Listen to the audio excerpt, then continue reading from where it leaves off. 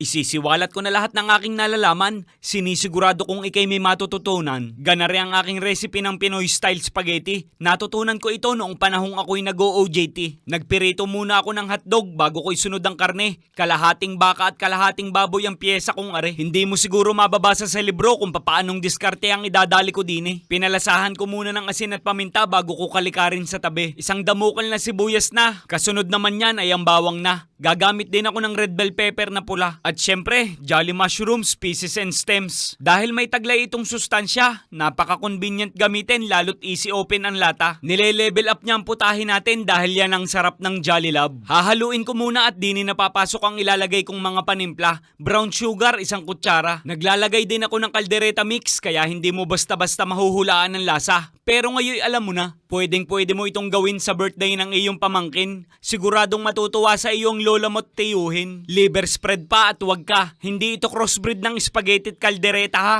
At bilang pampalinamnam, maglalagay pa ako ng malinis na butter from Pasig River at tsaka po keso. Promises pisyan, pwede mo ring idayo. Lagyan ang hotdog para makumpleto ang rekado. Ika naman ng sarsay, ilagay mo na ang pasta. At diga ngay arina, lahat naman siguro tayo ang gusto'y spaghetting binahan ng sarsa. Ari ang sinasabing daig mo pa natik balangan pag ari iyong natikman. Pinoy style spaghetti with 1 year warranty.